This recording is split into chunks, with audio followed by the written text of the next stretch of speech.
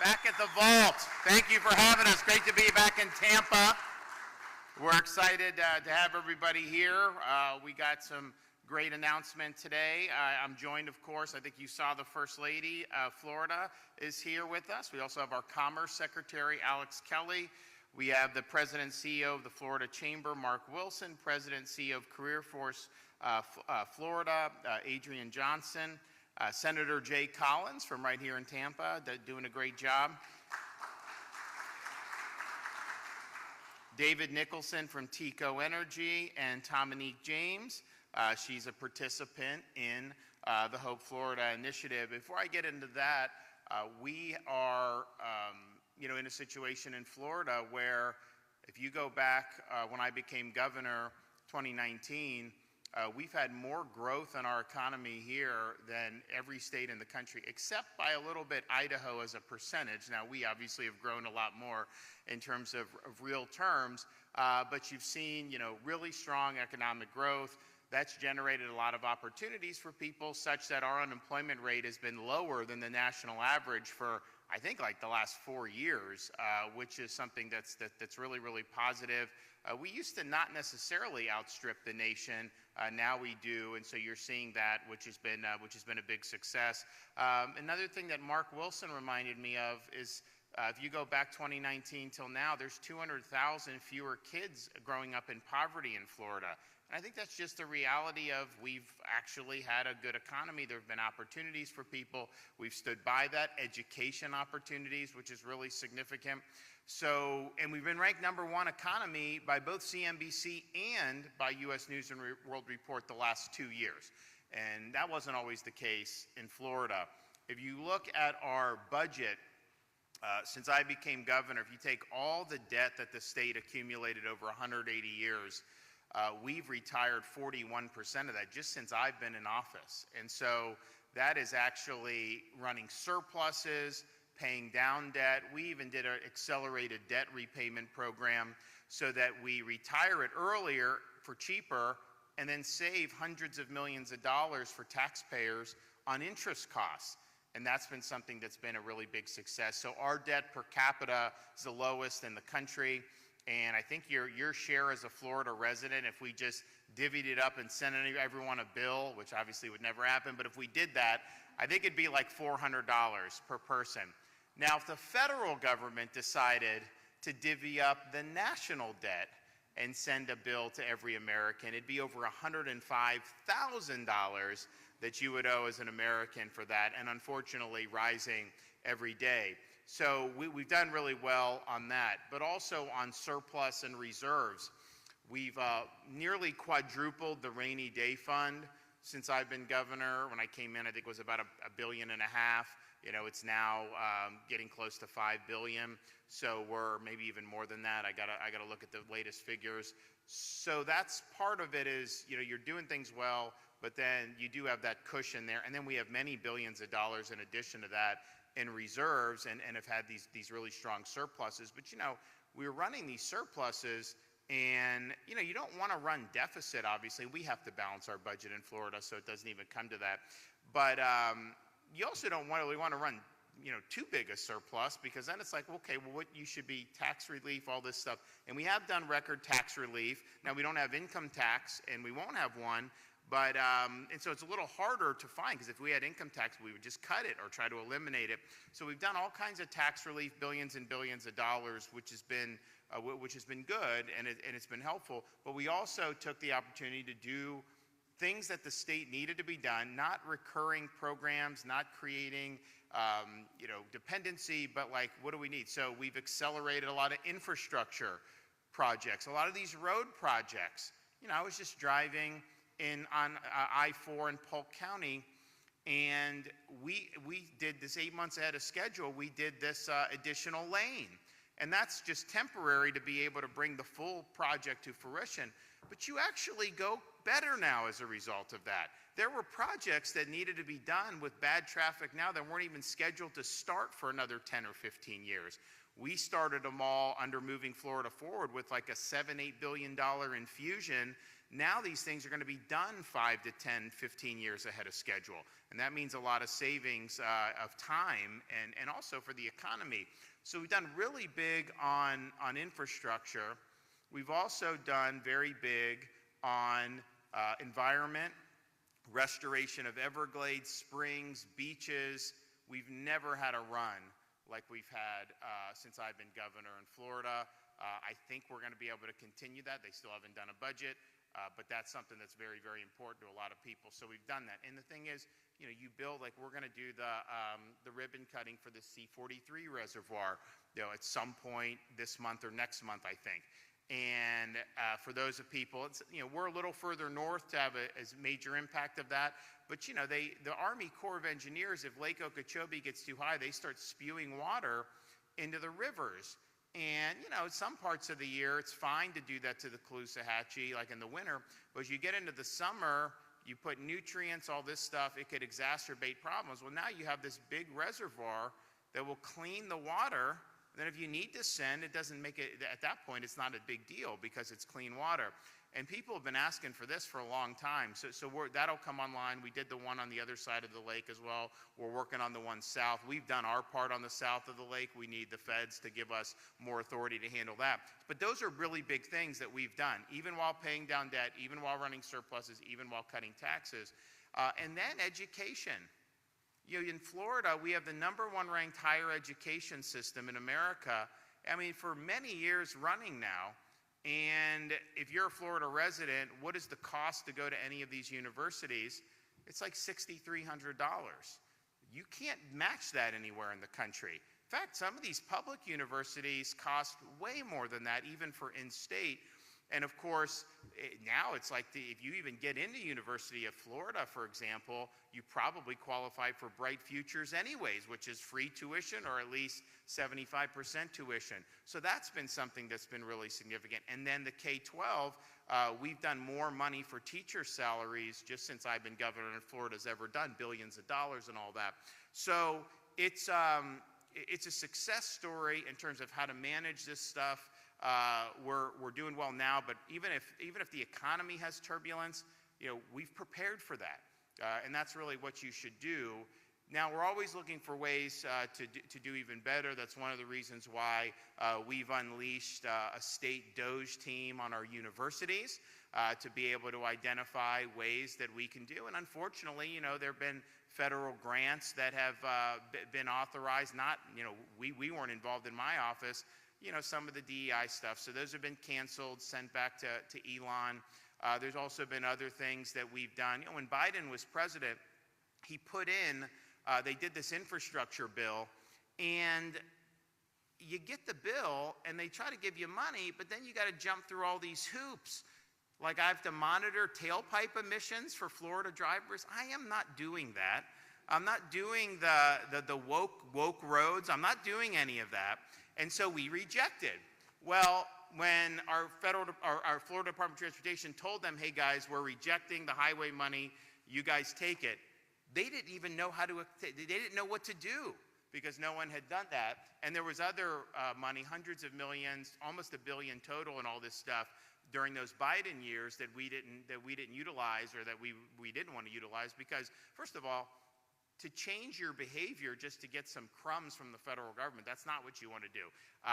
And so we said no. So Elon was like, hey, we'll figure out a way. They got a guy on Treasury on the phone, and within a day they got it done, and we were able to help with that. But we're also doing that, looking very seriously at all our universities, as well as state agencies using artificial intelligence, because we do this as a matter of course, but you have some technology that can be put to use. So we're doing that too. And we've done a lot since I've been governor anyways, but we're also working with local governments. A number of local governments have volunteered to have DOGE efforts on their county or cities. A number of them do not want to volunteer for that.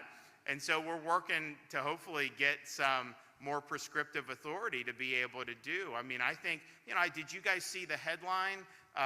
Someone was passing it around, Tampa Bay area homeowners, 23% property tax increase. And I'm just thinking to myself, why would you be having to pay more property taxes? And so these local governments, I think, when property values go up, they can change assessments, they can get in more revenue. You know, it's interesting, if the housing market tanks, are they going to rush in to revise your valuation downward? I don't think so. Maybe, if that happens, hopefully we don't have, economic issues, but if that happens and people actually revise downward, and so your home that ballooned from 400,000 to 800,000, if they're going to revise that back down, let me know. But I don't think that's what they do. I think they'll keep it there, and it really pinches a lot of people. So you see that, and you're just like, man, what are they doing with the gusher of money? And I tell you, I think a lot of these local governments have spent too much money over the past 4 or 5 years. So the question is that the level of spending we want to continue to see, or do we want to go back to a more moderate level? Obviously, we'll do public safety and education and that, but I think there's been a lot of bureaucracy and bloat that's grown up around that really isn't necessary for taxpayers, because if we don't think some of that stuff, the bureaucracy and the bloat is necessary, then you have an opportunity to relieve burdens on property tax. And so we're working very hard on that. I think you ought to be able to own your home. To say that you buy a home and then every year for the rest of your life, they're just going to keep sending you a bill, and you could pay taxes for 30 years, and then somehow if you can't afford it one year, they're going to come and take your property? That's not the American way, and it doesn't need to happen in Florida, given that we have all these other sources with the visitors and people that are doing all those other things. But the DOGE, I think, is really important to provide clarity and transparency on what's going on with local governments, and to show that this property tax, the property tax relief, is not only necessary, but it is feasible as well. So we're working on that, and we're proud of that. Another way that we've saved money is not by creating a new program, not by asking for more tax dollars to try to solve social problems that tax dollars have not been able to solve in the past, but to actually reimagine what our existing agencies are doing. And that's really the genesis of Hope Florida. And you'll actually hear people say, oh, Hope Florida, the Hope Florida agency, this. It's not an agency. If you don't know that, you're ignorant. If you're writing that, then you're doubly ignorant, because it doesn't take long to figure this out. It's not a bureaucracy. It's an approach to how government agencies should serve the people that they represent. For too long, you've had agencies, particularly when it comes to means-tested benefits, their job, if you're in one of those positions, is to process benefits, figure out what people are qualified for, get them on benefits, and to try to do that. And I understand that. That hasn't been very successful at really broadening horizons. And so Hope Florida takes that old, outdated approach and transforms it, so the folks that are in there now interacting with people in need, their job's not to just try to get them on all these programs, or even the job is in some ways to avoid doing that if you can, but to link them with all the resources that we have in this state exterior to government. And that means the faith-based community, that means the business community, that means the charities, and that means, of course, individuals who do volunteer. So that's the genesis of it, because if you do have somebody in need and the call goes out, and I'll talk a minute about how that happens, the call goes out in the community, if you have a church to come and help a single mom, chances are they're going to have a better chance to get on a pathway to self-sufficiency rather than just interaction with the bureaucracy. If you have somebody that maybe got displaced and needs a place to live, having charities, having some of the faith-based, even having some of the business community involved, that's going to help people more. So there's a lot of resources out there. There's a lot of people that want to help, but a lot of times people in need just don't know where to turn. And so Hope Florida really serves as that nexus to be able to link people in need to the resources that are available throughout society. Now, initially there was a strong focus on child welfare, as you could imagine, and that's good. And there's been a lot of discussion, and I know the First Lady and I have gone and done events around the state, for a couple years now. And there's naturally a focus on people that are in need of food, in need of shelter, in need of childcare, a roof over their head, all these things.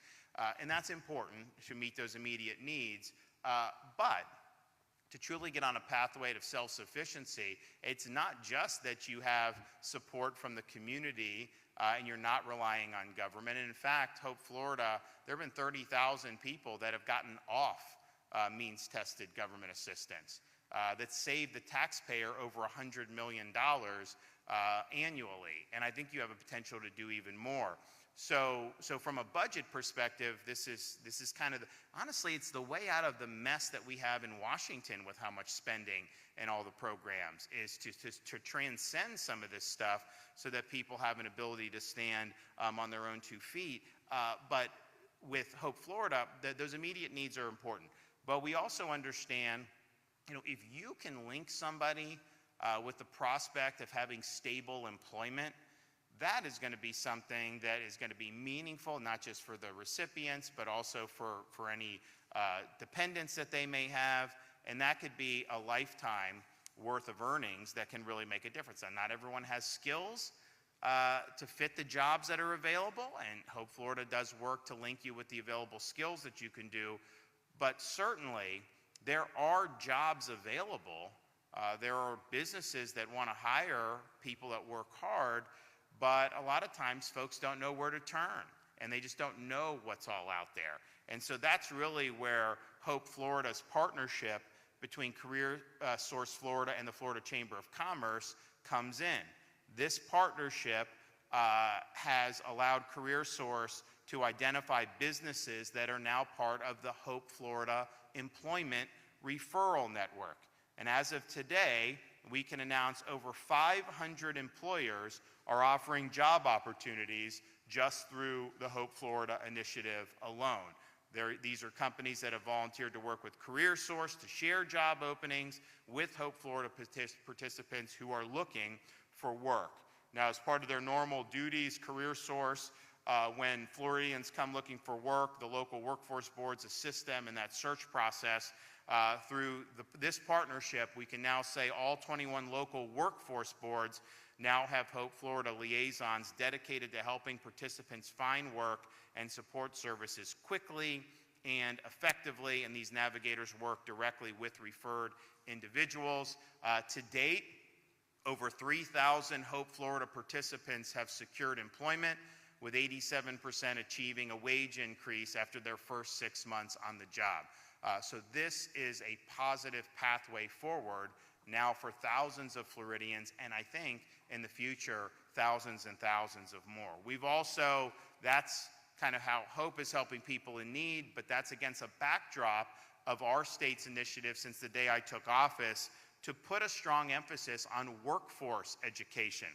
We're proud that we have the top public university system ranked in the country, but at the same time, a degree from a 4-year brick and ivy university is not the only way you can be successful. For many people, it's not the best way to find success, and the economy has real needs for people that have real tangible skills that may not necessarily be taught at a traditional 4-year university. And so whether it's the K-12 system, whether it's our state colleges, whether it's things like nursing schools, we went really hard on nursing because during COVID, people couldn't find nurses, and they were like, look, the state's growing, we have healthcare needs, you got to do more on nurses. And the state university system just announced major milestones have been reached on meeting the number of nurses that have been credentialed. So all these different things I think are really, really important. So that's the state's approach. I was told when I was growing up, oh, you got to go to college, you got to go to college, you got to go to college, otherwise you won't be successful. That's just not true. Yeah, obviously, people that go to college do well. They can be successful. But some of the most successful people in our country didn't graduate from college. We have people that have found really strong pathways with vocational and technical education. And what I see, some of these guys coming out young, have skills, they go in, they do pretty good to start, but then they can end up doing their own businesses in electrical and HVAC and some of these things. It's a great opportunity for entrepreneurship as well. So this is all really, really important, and we're putting the Hope Florida against the backdrop of a state that really cares about people getting the skills they need to be successful. And I'm going to continue to work hard to make sure that we have a strong higher education. We've put a lot of emphasis on a number of major issues in our universities, and we're going to continue to do that. And I think we have an opportunity to continue to lead the way, especially with how off-kilter so much of higher education has gone around the country. Parents look at places like Columbia and they see some of the nonsense that's going on. That's not what they want. You would not want, first of all, those are very expensive places to go. Are you going to want to write a check as a parent or take out major loans as a parent or a student for massive amounts of money, to go to some indoctrination camp? It doesn't make any sense. So we feel really good about the direction that we can go, but I also know that is not even scratching the surface of the potential that's out there to just focus on universities. So we've put our money where our mouth is. We've expanded opportunities. Our goal when I took office is by 2030, be #1 in workforce education. I don't know if we could say that quite yet, but we're getting awfully close. So stay tuned on that. And now I'll turn it over to the First Lady.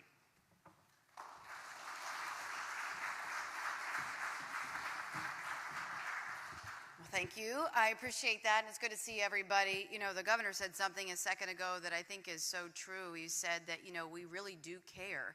And at the end of the day, that is the God's honest truth. We really do care. When people ask me, they're like, why do you get involved and why do you do all of this? And sometimes I'm asking myself that question, like, why do you do all this? Part of me was like, when he was first elected, I said, well, there's something really very special about being First Lady of the state of Florida, a lot of things. But I saw very quickly that you have the ability to be able to get good people from across the state into the room to start to think differently about how we solve problems and how we help people in need. And I thought that was really very powerful and something that I wanted to make sure that I looked back and always said that I maximized, right? I didn't want to be a potted plant in the side of the room. I wanted to be able to say that, we're giving a voice to so many people that had so many good ideas about how we can think differently about problems. And then the other thing is I want to help people. Take all of the noise, take all of the chatter in class, take all of that to a side. At the end of the day, what fuels my soul, and I know so many good people who are in the room and the governor, is that you have the potential to really change the trajectory of somebody's life and to give them hope. And my goodness, does that not fill your soul with so much happiness? And so when I look at that very privileged position that I am in to be able to do this, I want to get out there in full force and talk about it and not stop and not waver. And that's one of the biggest reasons why you'll see me out there a lot today, because that's what I want to do. I had the opportunity on Friday to sit down with about 45 Hope Navigators. And these were folks that came from various agencies. Again, Hope Florida isn't an agency. It's a rewiring of how government operates. And so I got all of these folks into the room to kind of talk about, what are you up to? And first of all, these are really great people, right? They are blood, sweat, toil, and tears. They are on the phone. They are trying to come up with solutions to be able to help people who are really suffering. And that's the thing I think that's important to know too. There are people across this state who are really suffering, but we can do something about it. There's a story very true of an 80-year-old sitting in their car, homeless, on oxygen, didn't know where to turn, didn't know where to go, alone. Can you imagine what that would feel like to be in your car by yourself and not knowing how to get out? 80 years on this planet, and this is where you wind up? That's not fair. If the faith-based community, the private sector, our great navigators knew these people were out there, and as we are learning that they are, we're going to do everything in our power to get you out of your car, to get you help, and to give you hope that this isn't what you deserve. After a lifetime, you deserve way better than this. There's another story of a single mom of 8 kids, 8 very young kids. Didn't know what to do, was fleeing a really bad situation, and showed up at the front doorstep of our Hope Navigators. Didn't know what to do. didn't know how to take care of her kids, wasn't even in a position to start talking about education. She was fleeing a really bad situation. So the Hope Navigators triaged a plan, and they didn't just do it within government. They went out to all of the available assets that they could find. The faith-based community, the nonprofit said, we have to rally around this mom who has babies. She's trying to figure it out. What is she supposed to do? Go to the white pages or the yellow pages? That's how you know I'm dating myself, because you don't do that anymore. Whatever, you can do that. So you go to, what are you supposed to just get on Google and say, okay, I've got screaming kids over here. They're hungry, they're tired. We don't have a place to put our heads down. I'm in my car. I've got my suitcases. What do I do? Where do I go? And I would say it's incumbent upon the media who are here today. Give the phone number. If someone is suffering and they don't know where to turn, it is so easy to give a phone number, to give a lifeline to help and hope for people who don't know where to go and don't know what to do. And like I said, this is a rewiring of the way that government operates. And some people might not like it. They might not like that the faith-based community is getting involved. But it's the right thing to do. And it's also from a taxpayer's perspective. Think about this. That's free help. That's their mission in the church, is to be able to support some of the most vulnerable people in society. So why would you not want to embrace them and bring them into the equation? Imagine, too, the emotional connection, because I think a lot of times folks get caught up in the numbers and they look at, okay, whatever the calculus is with budget. How about the human component of it? Imagine what happens if you have somebody sitting home by themselves, a veteran who's fought for this country, who has dang near given their life to defend what it means to be an American, but they feel forgotten and they feel alone. Imagine what it would be like for the faith-based community to knock on their front door, have a plate of lasagna, have a casserole, whatever it might be, and say, I want to tell you, thank you for what you did for this country. You are not forgotten. We appreciate what you have done. That is so powerful. That's what we're doing here.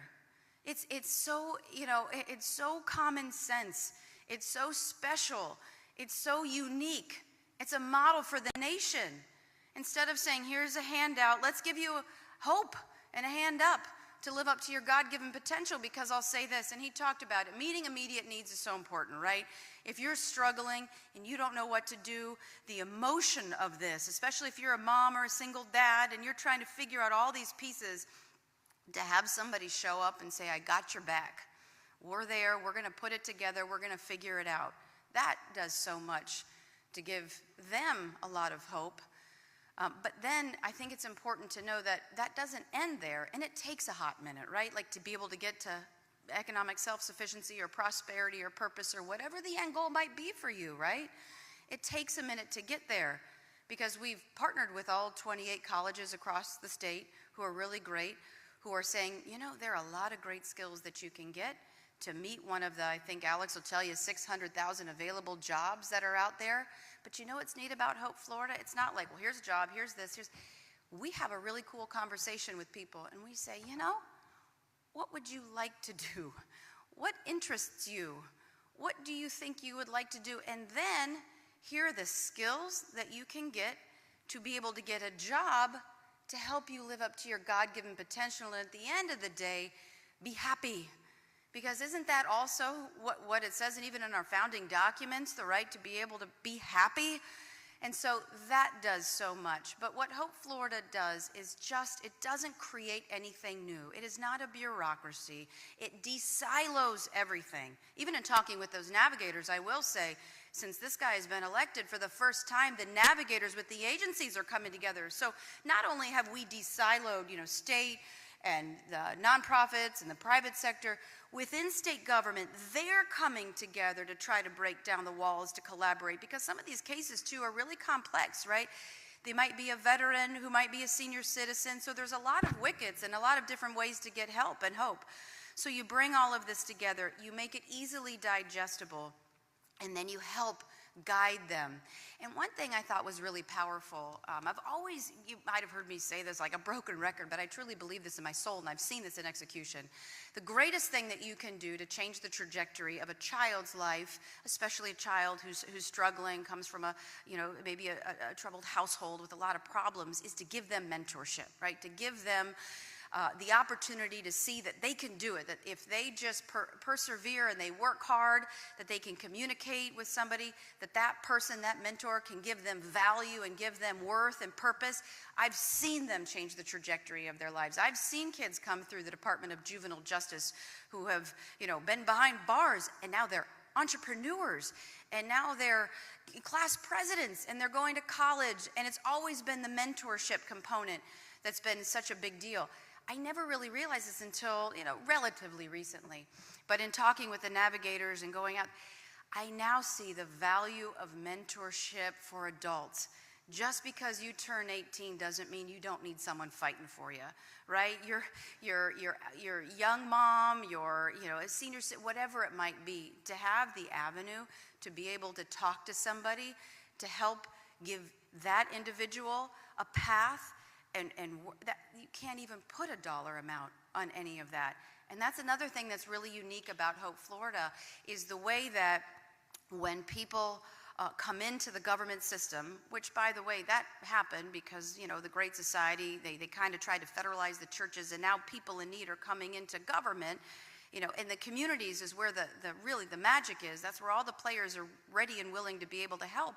But when you have people coming into the government, to have somebody there to help them is huge. But what we do is we then go out and try to find people who are on government assistance. So if you're applying for government assistance, we call you and say, hey, we saw that you're signing up for these benefits. We say, well, where do you vision yourself in 2 and 5 and 10 years? And they said, and a lot of these people, like Ginger, and I could tell her story, single mom of 2 kids, she said, nobody had ever asked me that. No one had ever asked. No one had taken the time to show value in her and to say, where do you want to be? And then she feels energized and empowered. The navigator feels energized and empowered. And then what's neat is her kids have now witnessed, and by the way, she was working in a pool store selling pool chemicals, didn't know what to do, was having a hard time keeping the lights on. Now she's a certified medical professional, doing very well, economic self, but her kids saw what she did. They saw that the American dream is alive and well, that you can succeed in this great state, in this country, if you know the path, you put in a little sweat equity, you have a little bit of perseverance and grit, you can accomplish it. And so that's the power of all of this. And I would just again say this. This is not about politics. This is about doing good on behalf of the people who deserve a chance for someone to fight for them. And so I particularly am very honored and humbled to get up here to not only fight for those who really need help and someone to fight for them, but all the other good people who have been in the arena and they are fighting for individuals, the faith-based communities, the nonprofits, the private sector, who in their soul believe that what they're doing is a good thing. And so I'll just say, no matter what, we're just going to double down on hope, and we're going to continue to do good on behalf of the people of this state. All right, Alex.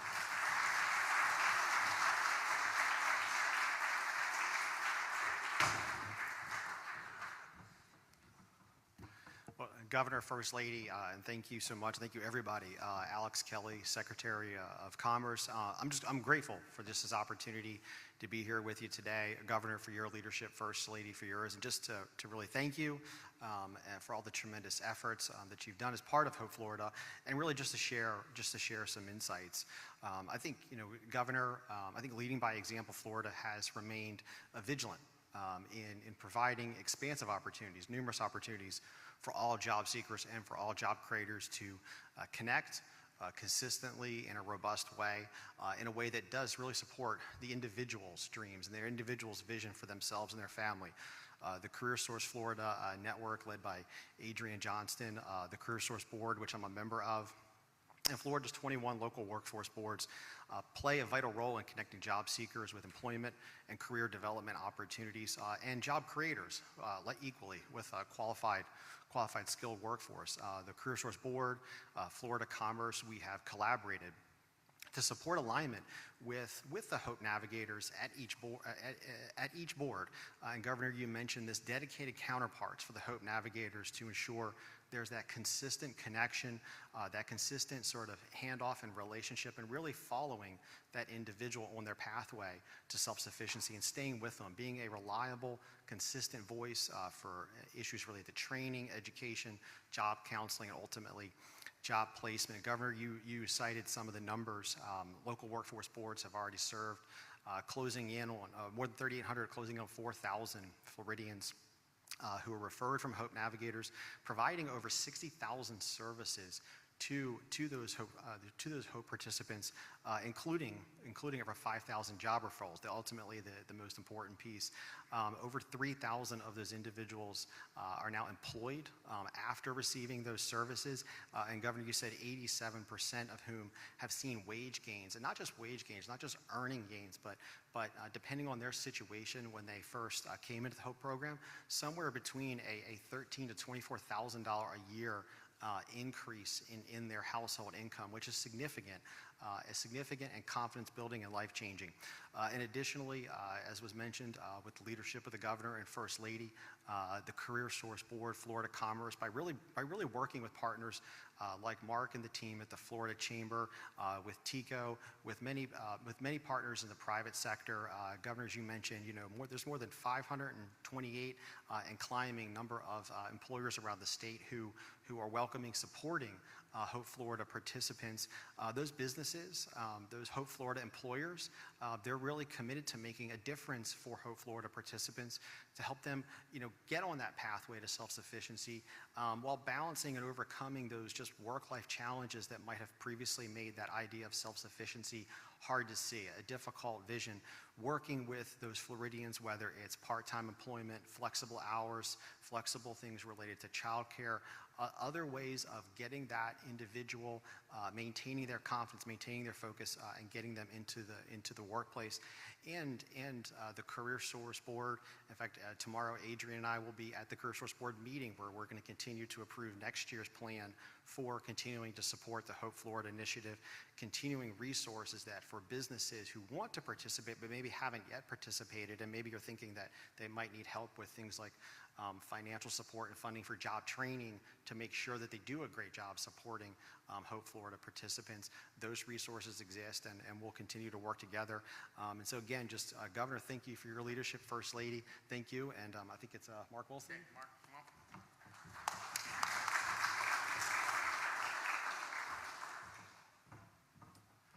All right, well, good morning, everyone. Again, Mark Wilson. I'm the president of Florida's Chamber of Commerce, and it's an honor to be here today. First of all, you would expect this from me, but as chamber president, I would just say this. If Florida was a stock, we would be investing as much as we could in it. And I want to say right now, Hope Florida and the momentum Hope Florida has is a huge reason why. It's what we call a tailwind, right? So thank you very much for everybody being here today.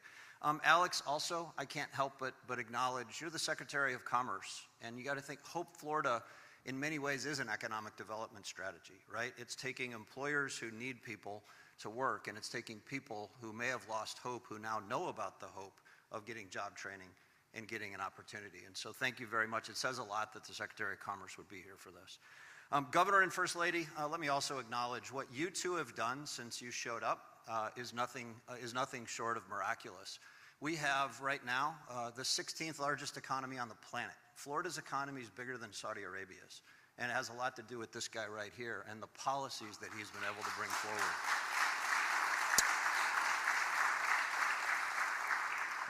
And Governor, as much as we all appreciate your leadership, to the First Lady, I want to specifically thank you very much.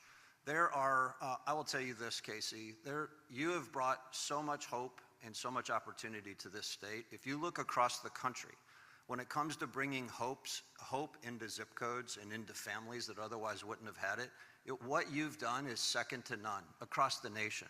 And it's an honor of a lifetime to stand here and promote more companies finding out what Hope Florida is, but specifically to work with Adrian, to work with Career Source, to work with Hope Florida, to become Hope Florida employers all over Florida. And that's what I want to do with my time in the next minute or so, is I just want to acknowledge there's not another program like it in the country. Folks, this is a philosophy. This is a belief, right? For the first time in our country's history, you have a leader who said, we're going to take the faith community, churches all over the place. We're going to take government, the goodness of government, and we're going to take now the goodness of the private sector, employers, and we're going to put all that together, right? And you know who benefits? The people who can become self-sufficient. Folks, nowhere else in the country is this happening, right? And so let me give an example. Our vision at the Florida Chamber is to support Hope Florida so that we eventually, the governor talked about, we've hit the milestone, over 500 companies now have decided to be part of this. Folks, we are just getting started. Our vision is we have 67 counties. We want Hope Florida employers in all 67 counties. We're going to work with local chambers of commerce and economic developers to bring hope into the communities. Eventually, we want Hope Florida employers in every single zip code, 983 of them. It is going to once again show the country what hope is all about, and that's going to happen right here in Florida. I mentioned counties, and let me just end with this. Here we are in Hillsborough County today.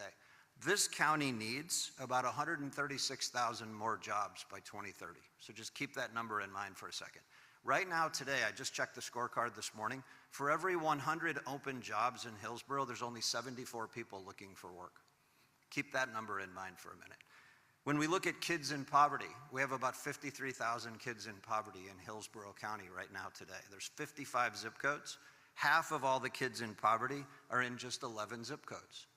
So imagine for a second, at a time when there's more jobs than people looking, and we have almost 53,000 kids in poverty, imagine the hope, and imagine the promise, and imagine the connection that happens when churches and employers and government works together to say, we're actually going to find the people, we're going to connect them with navigators, we're going to work with Care Portal, we're going to work together through Hope Florida, and we're literally going to get people the job training and ultimately the jobs that they need. I'm so grateful for TICO, and we're going to hear from them in just a little bit. We are going to find employers. Over the next several years, we're going to find employers in every single zip code for this. And I want to end my time by just, again, thanking both of you, Governor and First Lady. You know, one of my favorite proverbs, 29:18, it says, where there's no vision, the people will perish. And if you play that out further, right, you also have to have hope in the middle of that. And Casey, what you have done to bring hope into an otherwise hopeless situation and come up with this concept. It's funny when people say it's an agency. It has nothing to do with an agency. This is a belief and a philosophy. I hope everyone here will leave today, go to the website, direct people to the number, talk to every company that you visit in the next month, whether it's a restaurant, whether you work at the company, whether it's somebody who supports your church. Let's get more and more employers learning what this is, because there's something really special about this. And thank you for putting hope in the middle of everything we're working on. And Jay, thank you for your service in advance. I know you're next. Governor, thank you. Jay.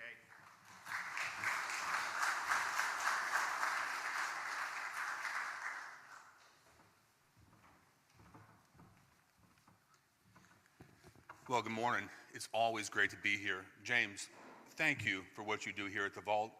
Y'all are absolutely phenomenal.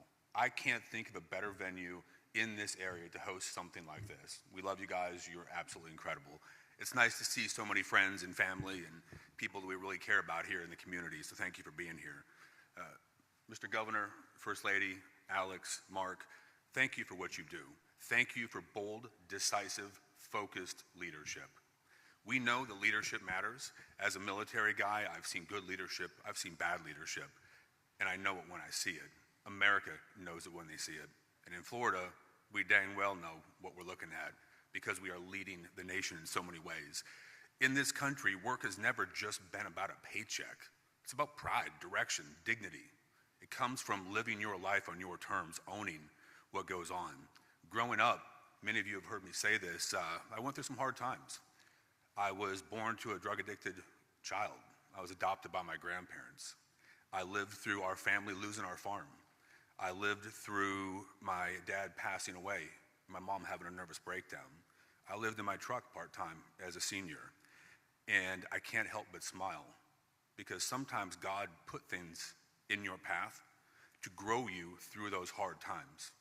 I can't help but smile because in this state, in this nation, somebody like me from a broken family without a whole lot of hope can achieve incredible things, because that is what America stands for. That is who America is. The most powerful word in the English language, to me, is tomorrow, because endemic to that is hope. Tomorrow's a new day. It's a fresh start. We can choose who we want to be. We can choose to leave our baggage behind us, and we can choose to achieve excellence in all that we do. That's what we do in Florida. You know, Ben Franklin once said, the Constitution only gives people the right to pursue happiness. You got to catch it yourself. Have you listened to what the governor, the First Lady, Alex, Mark, and so many people have said? That's what we're doing. That is the American dream. It's incredible. Hope Florida Commerce, the Chamber of Commerce, when we collaborate, when we realize that the government will never be the solution to the problem, frankly, the government makes up a solution, causes two problems quite often, and then fails in all three. But here, and what Hope Florida frankly represents, is a level up on what government should do. When we realize that the government is not the solution, but working by, with, and through our communities, our leaders, our churches, across all faiths, that is how we solve problems. This is a level up on what government should be. And you know darn good and well it's going to come from a state like Florida under leadership like Governor DeSantis and Casey, because we do care. When you look at our government, you look at the people who are in charge, I promise you, we wake up and we go to bed and we are thinking about how we leave things better than we got it. Because ultimately, it's not about us. It's never been about me, it's about we. It's about we the people. It's not politics, as the First Lady said. It's about people, our communities. How do we leave things better so our children can prosper in what America has to offer? To our veterans, what I'll tell you is, y'all, it's the same mission. The battlefield changes. We drive ourselves for excellence each and every day, and tools like Hope Florida are ways to renew your focus in how we want to work around the government, how we want to solve problems in the community, and who we want to be. But leadership matters. You know, as I bring this in for a landing, I think it's fitting that we find ourselves in places like this more and more and more. We're having a discussion on what Florida wants to be. Now, we do need to land a budget. That's pretty important. We got till July 1st. But what we really want to discuss is who do we want to be? Do we want to settle back for good enough? Or do we want to throw ourselves forward and drive and kick and scratch and fight for the things we've done over the last 6 years? I can tell you what I want. I choose excellence each and every day. Less legislative equivocation, more bold, decisive, focused leadership, because our people matter. Your voices matter. You have been clear in what you expect, and we will not fail in that. Because, and I'm going to sound a little bit like Leonidas from the 300 when I say this is Florida. We know what's right, we know what's wrong, and we're damn well going to do what's right, because we will not fail at what we do. Our people matter, and remember, when Florida leads, America wins. Thank you, and God bless.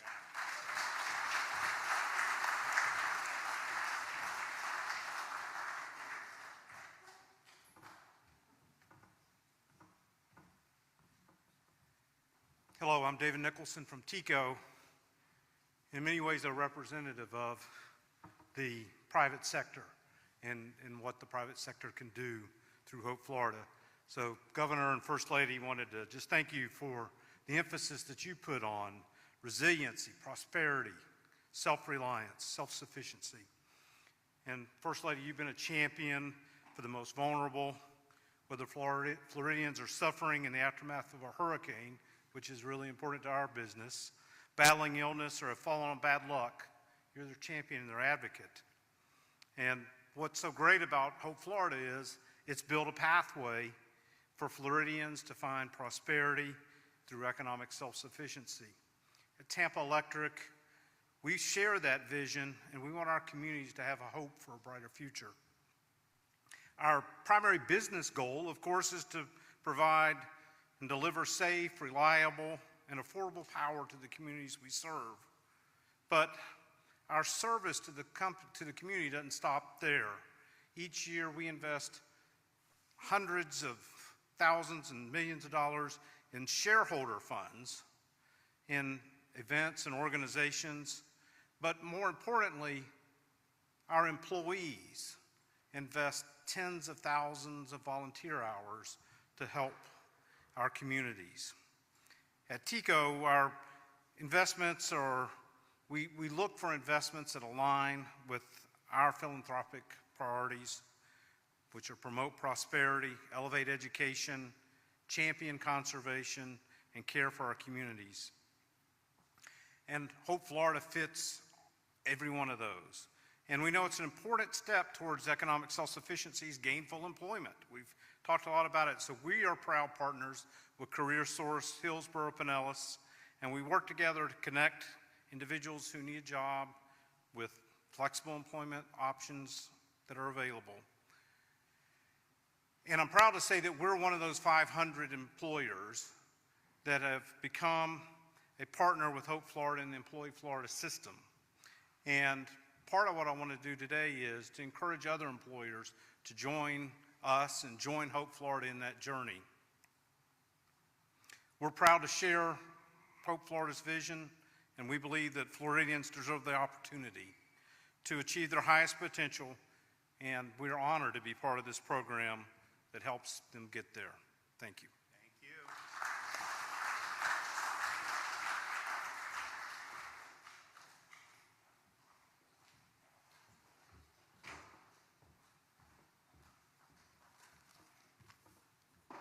Hi, good morning. My name is Tamanique James, and I am very grateful and honored to be here. I'm here to share my success story with the Hope Initiative, and I just wanted to tell you I'm thankful. I was connected with Hope Florida through a food bank event after the Hurricane Milton. And I met a nice representative there who shared with me all of the ways that Hope Florida could assist me and help me with my employment barriers, industry knowledge and training, and I was also on the verge of homelessness. I took a leap of faith and actually reached out to Hope Florida and spoke with the navigator, who then got me connected with my assigned Hope navigator, Andreas Baez. And with that, he began to help me to see that there is a light over the barrier. I can continue on. Unemployment will be a thing of the past. And so he began to help me with my resume, updating it, making a more marketable one, assisted me with mock interviews to help me prepare because I was afraid. But once he was able to continue to speak to me, put hope back into my life to let me know that I can do this. You're not alone in this journey. And so he began to share with me positions, a list of them, and all of them were very interesting. However, there was one that really stood out to me, and it was a career coach. It stood out to me because I wanted to help others come from the situation that I came from and continue on that legacy with Hope Florida. It's just been a difficult journey during that time, and I'm very glad and I'm thankful for what Hope Initiative has done for me and my children. It has brought back restoration into my life of peace, stability, hope, faith. That's one thing I did not give up, and I'm so very, very grateful for this opportunity, and I'm very thankful for this initiative. It definitely brings and restores hope, so I appreciate it, and thank you so much.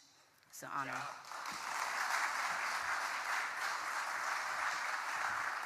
Well, great job. Thanks, everybody. We're really excited to bring more employers on and have them a part of this. There are definitely positions in Florida that are available, and we want to link people up with that. I would also just point out, just because we have Tico here, then we also just heard about after the hurricanes last year. We are approaching hurricane season, and I think that we're due for a break. But the minute you start saying that, I remember when Hurricane Ian came at the end of September 2022, it was like they were saying in June or in about this time, probably May of 2022, going to be the worst hurricane season ever. Then it was like almost the quietest. It was very quiet.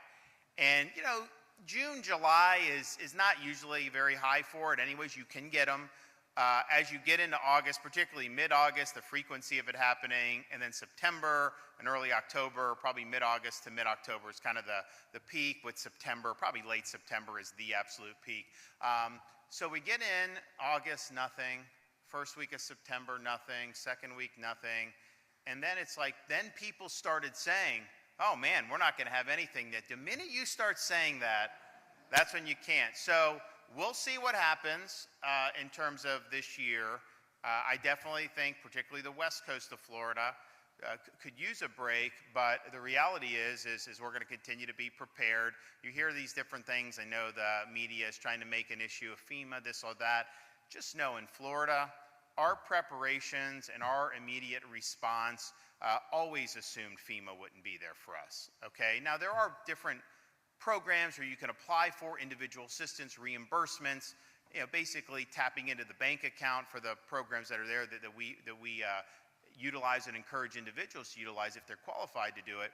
But in terms of preparing, all the things that you've seen over the years in Florida, the rapid power restoration, that's not FEMA, that's our providers really taking it seriously. And it's not just the TECOs and the Dukes and the FPLs.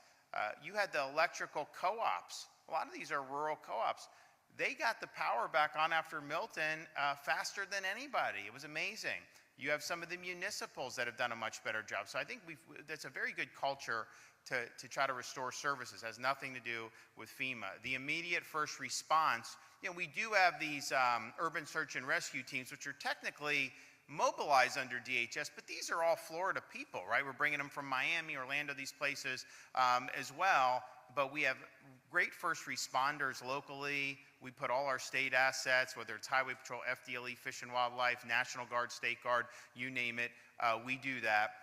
And then once if you have something like the bridge in Pine Island, we went in and did it. We didn't ask for the federal government to pay for it. I didn't know if they would pay for it. And quite frankly, with Biden, I assumed that they would not want to help us with that. So we just did it.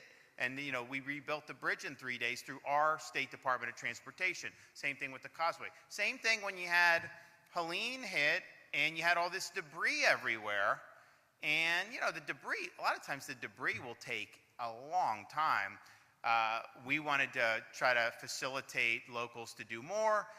When it became clear that we were going to get Milton, we sent in a lot of state assets. I pulled all these people off their jobs for Department of Transportation. We sent all these dump trucks to Pinellas County and Manatee and these places moving debris, and 24/7. And when they tried to lock us out of the landfill, we broke through and kept using it and kept doing it. I mean, that was just something we had to do.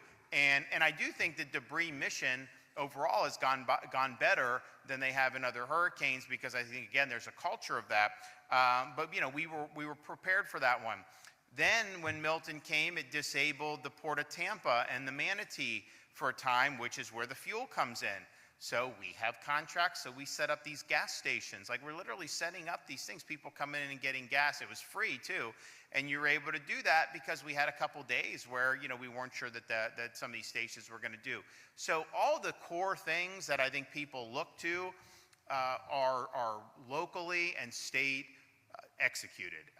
We assume that FEMA is not going to be there. Now, on some of the other stuff, in terms of what you can tap into, individual assistance, emergency protected measure reimbursements, debris cleanup reimbursements, we'll have to see what's available or what's not available. I assume that will likely still be, those statutes are still on the books. I assume that people will still qualify, but who knows how generous and all that. So we're working through that. But on the core prep, response, and then stabilize and get people back to normal, just know that we've never relied on FEMA for any of that here in the state of Florida. It's our responsibility to lead at the state, working with our great folks at the local level, and to do that. And if we're called upon to do it again for this hurricane season, we will do it again. Okay, you guys have any questions? Yes. You can ask it to me, and if I think it's good for her to answer, then I'll pass it along to her. Go.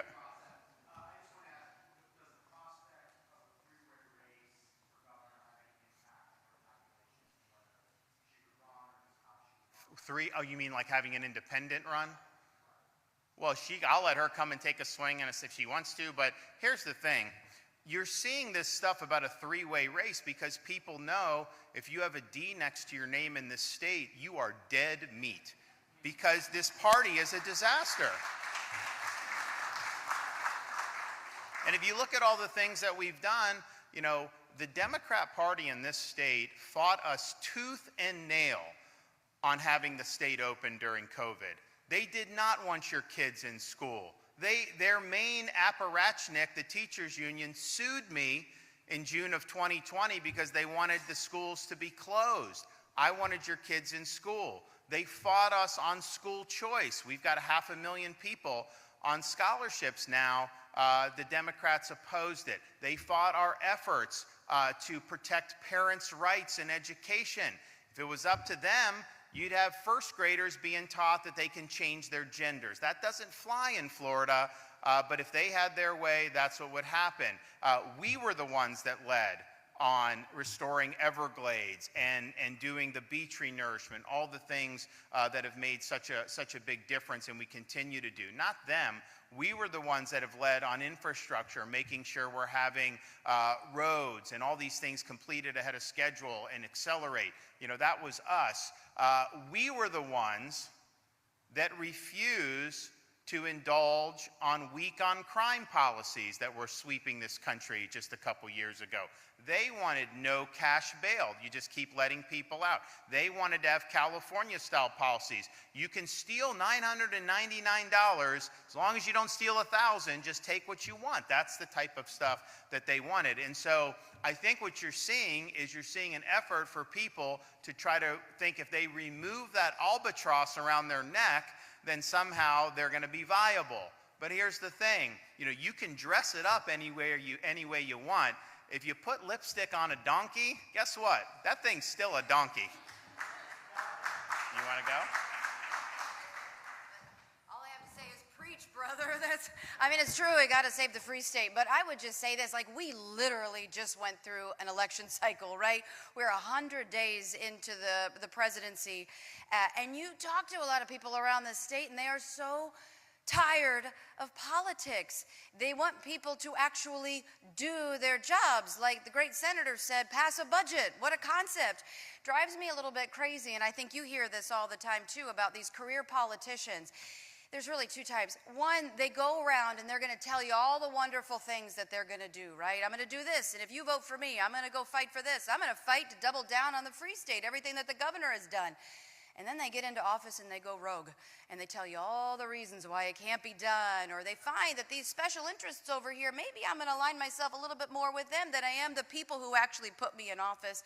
And then there are other career politicians who go out there and they tell you, I'm going to fight, I'm going to do all these things, I'm going to stand with the governor, I'm going to fight and keep the state free, I'm going to go battle the swamp up in Washington. And then when they actually get into a position, they decide, well, actually, I'm going to use it to subsidize myself to run for another office, because it's not about doing the job that you told the people that you would do. And at the end of the day, the people sitting in this room and the people across the state of Florida and beyond want good policies that matter to the people.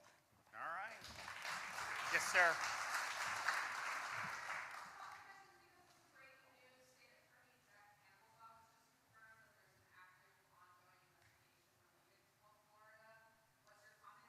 Based on what? Yeah, well, I mean, I can tell you this has been a very successful program. It's made the lives change dramatically. And I think that everything that's been thrown at it is pure politics. And I don't think it's appropriate to be doing politics, whether it's a congressional or a state committee or any of these other things. I believe in this program deeply, and I stand by it 100%.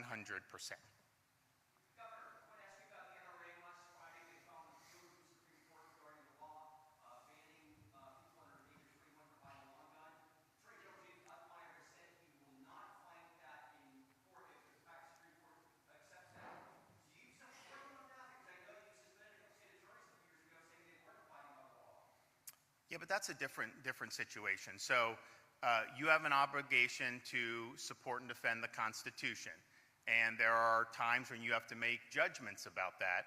Now, those state attorneys were basically saying they didn't want to enforce statutes that the legislature had done. they made their arguments as to why, but ultimately, I didn't find those arguments to be persuasive. On this one, I think that I said when this bill was passed, I wasn't governor yet, but I said I thought that it was unconstitutional to completely supersede the rights of young adults and to just take them out of the Second Amendment entirely. I understand why they did it, because it was an emotional time, but I don't think that that's consistent with the state constitution. So that's different than just saying laws that have been passed you don't like. You can say they're unconstitutional, but that's got to be credible. It is credible. There's a lot of people who have contested the constitutionality of suspending entirely someone's right under an enumerated provision of the Constitution. I mean, it's not just saying I have a right to this. There's an enumerated provision. You've got people that are 18 years old that will be sent halfway around the world to carry a rifle in the Marine Corps. Then they finish that and they're 20 and they can't buy a rifle to go hunt. I think that that's a big problem. So I was against it on constitutional grounds at the time, and I think it's a good faith position.